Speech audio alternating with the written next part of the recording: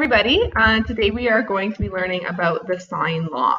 So up until now we've only used right angled triangles with trigonometry, but now we're going to be able to work with triangles that aren't right triangles and still use sine and cos. So today we're going to learn something called the sine law.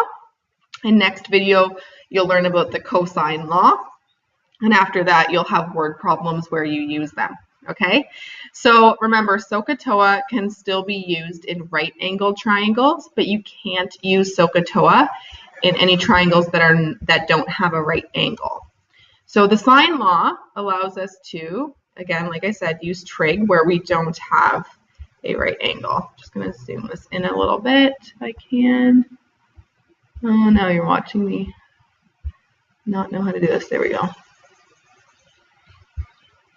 Okay. So today we're going to explore the development of the sine law, so exactly kind of where it comes from. Find the measures of unknown size and angles in non-right triangles using the sine law. Identify when the sine law is the most appropriate tool to solve a problem, and learn what it means to solve a triangle. Okay, so first of all, we're going to consider this triangle ABC. Okay, so I've labeled the corners or the vertices A, B, C, and then I've given you a bunch of information over here. So this communication tip is very helpful. It tells us that in triangles, angles and side lengths of the same letter are across the triangle from each other. Okay, so when I have angle A, that means side length A is going to be over here, across. And here's angle B, so side length B is going to be over here. And here's angle C, so side length C is across over here. Typically, side lengths are denoted by lowercase letters. So here you go, the side lengths. And angles are denoted by uppercase letters, as they are already. Okay? Sometimes they're also denoted with Greek letters, but today we're doing it with these capital letters. Okay, so that's the communication tip. All right, so let's label the triangle. So that means that side length A is 78, so that's over here. 78, oh, sorry, not degrees, centimeters. 78. Okay, B is 80, and C is 106. Okay, and now the angles, A is 47 degrees. B is 49 degrees, and C is 84 degrees. Okay, obviously this is not at all drawn to scale, it's just to give you an idea.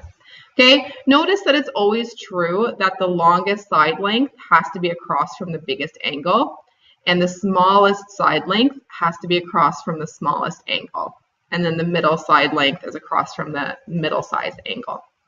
Okay, so let's look at some relationships. What happens when we divide side length A divided by sine A? Well, side length A is 78, and sine A, I already did it in my calculator, is about 0.73. And if you put this into your calculator, you get about 106. Okay, now what if we take side length B and divide it by sine 49? So 80 divided by the sine of 49 degrees. So 80 divided by the sine of 90 degrees, which is 0.75. If you do this in your calculator, it turns out you also get 106. That's interesting. So what do you think is going to happen when we do C over sine C? Try it out. See, do you get about 106? It'll be a little bit off due to rounding. Sure enough, if we do 106 divided by 0.99, which is almost 1, you get about 106 again. So notice that the ratio of a side length to sine of the opposite angle are all equal. Okay, so what do you think is going to be true if we do it the other way? Sine A over little a, sine B over side B, sine C over side length C. If you go through and do this, you'll see that these are all the same as well. So sine A is 0.73 divided by 78. Gives you 0.009. Okay, and if you do this for all of them, you get 0.009 for all of them. So you can play with this on your calculator to make sure that you get the same answers. But this is just a little demonstration to show you that the value of these ratios are all the same.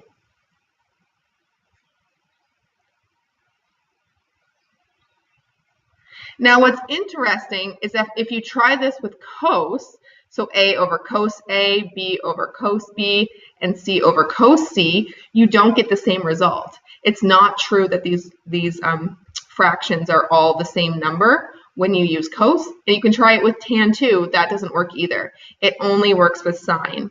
So mathematicians discovered this, and they created what we call the sine law. So we can just say it does not work if we played with that. So you can try it. You can use your calculator and do A over cos A, B over cos B, C over cos C. You'll see you get all three different numbers. So this only works with sine.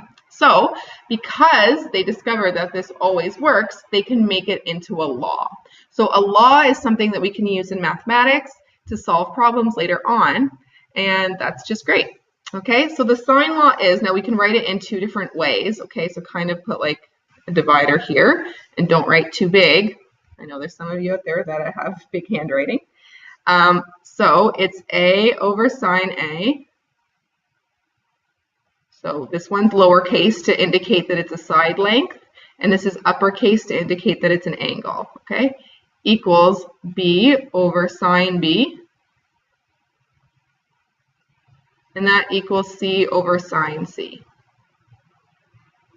Okay, so notice that there are three parts to this equation. This is equal to this, which is equal to this, but we only ever use two at a time. So we only really use one block at a time. So either A with B, or B with C, or A with C. We don't set up three different ratios. You'll see how we use it in a moment. Okay, now you can also write it the other way. You can also write sine A over little a equals sine B over little b equals sine C over little c. Okay, so this ratio, which one you use just depends on if you're trying to solve for an unknown side length or an unknown angle. So we would usually use this first one if we want to find a side length, and this one if we want to solve for an unknown angle. And you'll see why in a moment. Okay. So here we have the steps for using the sine law. So I'm going to refer to those as I solve this triangle below. So I'm going to zoom out a bit so we can see this all on the page at once. Okay, so we're going to follow these steps. Now, I really want you guys to get into the habit of using the steps that I give you. Sorry, tea time. Using the steps that I give you when you're solving these problems, okay? This is an algorithm. It's a recipe. Think about if you were making cookies, you wouldn't just watch me make cookies and then go home, 6 hours later and try to make the cookies from your memory. No, you would get out your little recipe card and you would say, oh yeah, how much flour, how much butter, how much sugar, and you would follow the instructions because that tells you exactly how to make the most delicious cookies. And by the way, I do have an awesome chocolate chip cookie recipe. Anyway, so same thing is true with the sine law. When you get home, don't assume, or when you get to class, don't assume that you can just do this without the recipe card. This little box is a recipe card. It tells you exactly what steps to follow to be successful with these problems. So don't be embarrassed to use it. Just, by the time you get to the cookie championships, you need to have that recipe memorized. That's all that means. Okay? But it's just, you have to get comfortable with the process. So there's no shame in using the recipe card until you become comfortable with the process. So here we have a triangle that's not a right angle triangle. So we can't use SOHCAHTOA or Pythagorean theorem. But what is important here is that we have a known ratio. So that's step one. So basically that there's a length and an angle that we know that are across from each other. So here we know angle B and we know side length B. So that's our known length to angle ratio because they're across from each other. We don't have one here because we have 11.1, but we don't know how big A is. And we have no information about side C or angle C. So our known ratio, this is step one, is this because they are across from each other. Okay, so that's step 1. So we can set it up. So we know that 5.8 over sine 31 is our known ratio, or depending on what we want, we might use it as sine 31 degrees over 5.8. Okay, so one of these two we're going to use, and we're going to figure that out in our next step. Okay, so we want to find everything out about this triangle. It says to solve the triangle, so we need all the lengths and all the angles. So the first angle we're going to find is angle A, because we know the side length of little a, so we can use that to find the unknown A. So set this known ratio to the ratio of another angle inside, where one is known and the other is unknown. So the simplest way we want to set it up is our unknown divided by our known. So notice that our unknown is A. We don't know how big angle A is. Okay, so we're going to set this up over here. We're going to set it up with sine A on top, because that's the unknown, divided by 11.1. Okay, because the angle is unknown, we want that part on top. So now we set it equal to our known ratio. So think about it. Do I want to use this one or this one? We want to use this one, right? Because we have sine on top here, so we need to use this version so they look the same. So sine of 31 degrees over 5.8. So now we have an unknown, unknown, unknown, and a known. These are all just numbers, and we just got to solve for this guy. Okay? The reason why I like setting it up this way is because algebraically, it's the most obvious what we should do. Okay? So to get sine A all by itself, you multiply both sides by 11.1. Okay? So you get sine A equals 11.1 times sine of 31 degrees all over 5.8. Okay, so you get that sine A is equal to 0.95676. Do not round. I know you guys want to round, but rounding is really bad with sines because you get the wrong number. Okay, so am I done? Is that how big that angle is? Does that make sense that A is that big? No, that's still just the sine of A. Remember now, to solve for A, we have to find the inverse of sine. So A is equal to sine to the negative 1 of this long number, 0.985676. So if you put that into your calculator, sorry, I might be writing behind my head right now, you get 80 degrees if you're rounding to the nearest angle. Sweet, so this is 80 degrees. Okay, so I have one angle, now I have to find the rest, but the rest isn't quite as difficult. Okay, so to find angle C, now we can use the fact that 31 plus 80 plus angle C has to add up to 180 degrees. So that's what we're going to do to find angle C. So C is equal to 180 minus 31 minus 80. So angle C is equal to 69 degrees.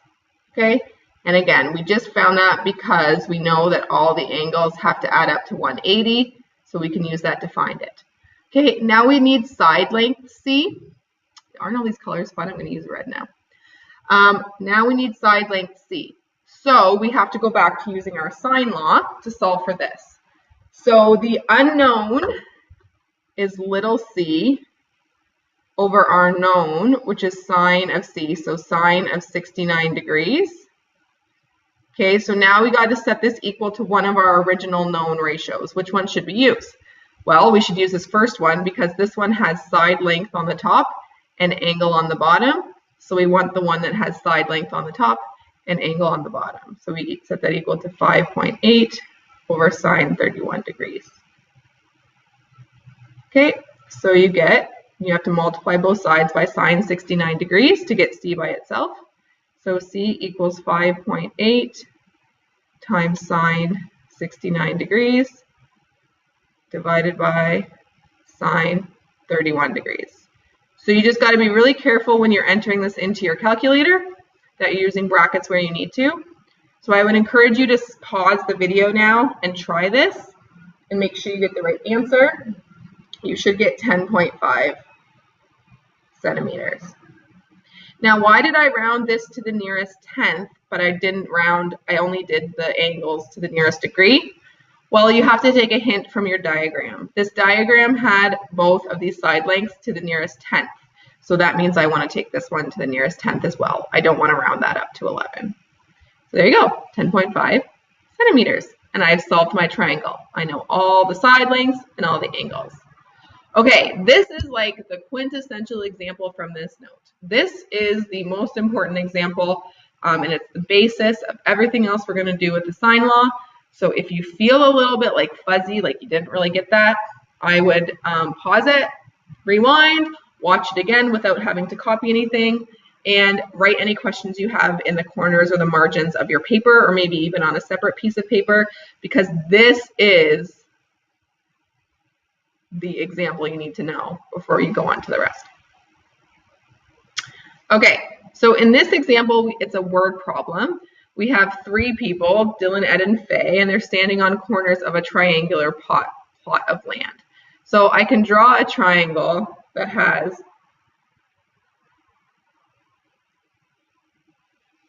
except I would normally do that with a ruler. So here's Dylan. Here is Faye. And here is Ed. Okay, so what do we know? It says Ed is 54 meters from Faye. So this here is 54 meters. Using a simple transit, he is still referring to Ed. So he cites both Faye and Dylan. So Ed is seeing Faye and Dylan with an angle between the sides of 50 degrees. So that up here is 50 degrees because Ed is looking at Dylan and Faye, and the angle between those sight lines is 50 degrees. So that's the angle that's 50. Dylan does the same and finds that the angle, so Dylan does the same thing, and he sees that the angle between his two sight lines is 34. So this angle here is 34 degrees.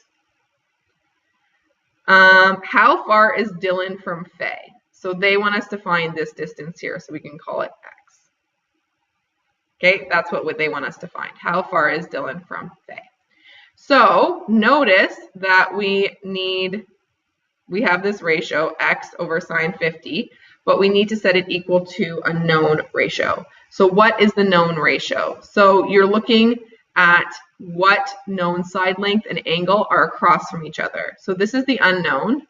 We don't know anything here about Faye, but notice that we have this and this that are across the triangle from each other. So that's the known ratio. So it's either going to be 54 over sine 34 degrees or sine 34 degrees over 54.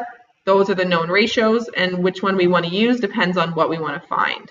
So x is our unknown, so we always put the unknown on top,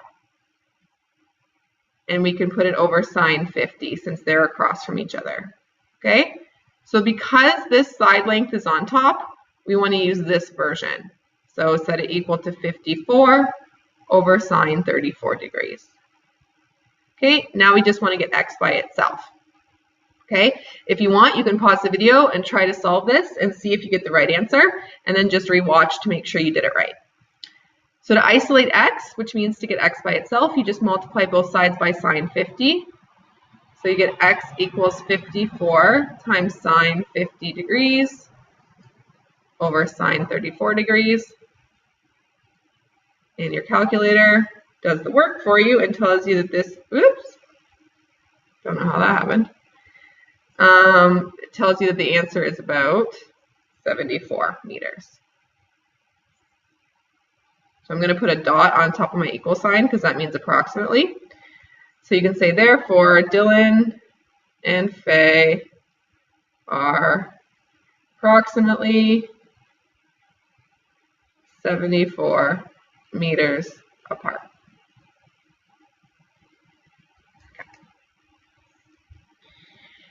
So example 3, here the picture is done for you. So a town surveyor has to stake the lot markers for a new public park beside an existing building lot. The engineering department gave this sketch. How much chain link fence will be needed to enclose the entire park? So here's the park, okay? And so you need to know how much chain link fence they need for here, here, and here to go all the way around this triangular park. So we already know that this is 46 long, but we need to know this length of A. I'm calling it A because it's opposite of angle A, and this length here, S. So we have to use our known ratio, 46 and 68, to solve for A, and then we'll get to solving for S. I can show you how to do that. So, sorry, I was checking something. Okay, so our known ratio is 46 to 68 degrees. So our known ratio, that's what we start with every time. Remember your little recipe card. Your known ratio is 46 over sine 68 degrees, or sine 68 degrees divided by 46. All right, so our unknown that we want to solve for first is A. So it's A over sine 47 degrees, and then we set it equal to this one. So 46 over sine 68 degrees. Okay, so we just have to get A by itself. So you multiply by sine 47 degrees, both sides, so it goes away on this side. Then you get 46 times sine 47 degrees over sine 68 degrees.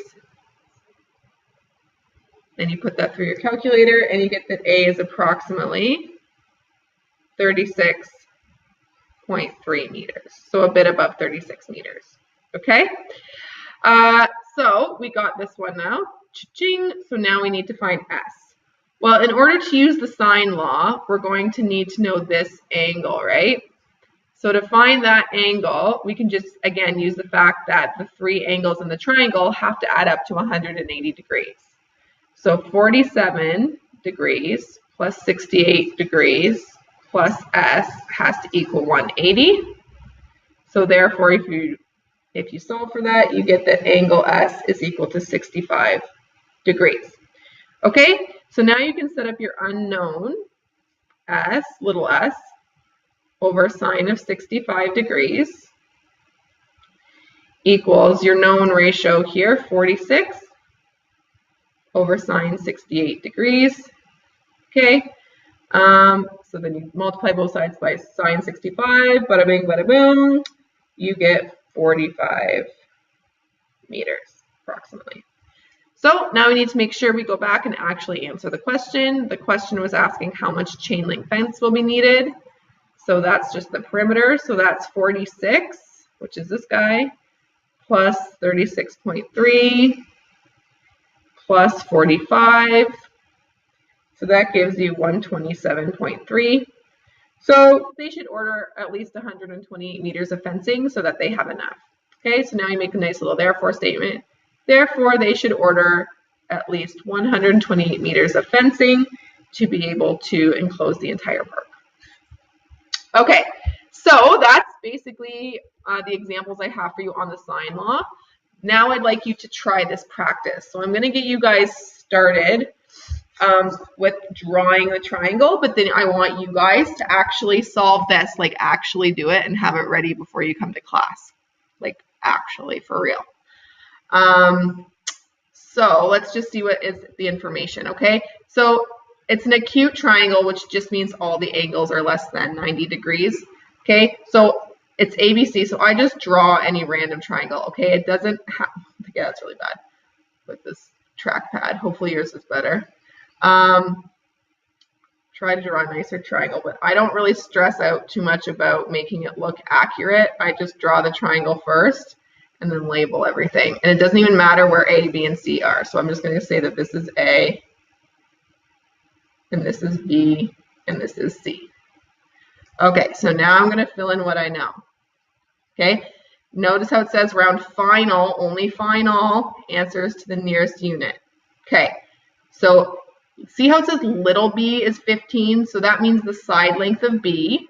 So that's across from angle B. So that's here, that's 15 centimeters. And then little c, so across from here, is 13 centimeters.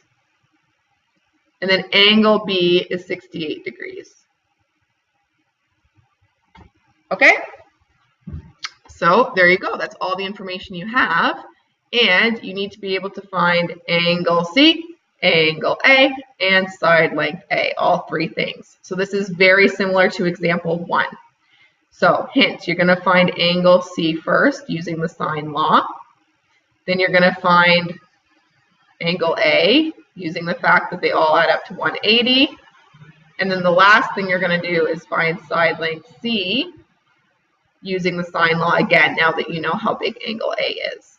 So those answers are, and I want you to actually do it, but just so you know the answers, angle C is 53 degrees.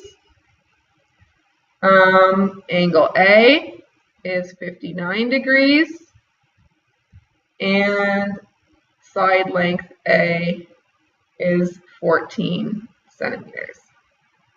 Okay, so good luck. I'm going to be checking for that to see how you did. And if you have any questions about the video, please write it down. And we'll talk more about it tomorrow. And you can just practice your little hearts away of doing the sine law over and over again. Okay, thanks for watching, guys. And I hope you learned lots.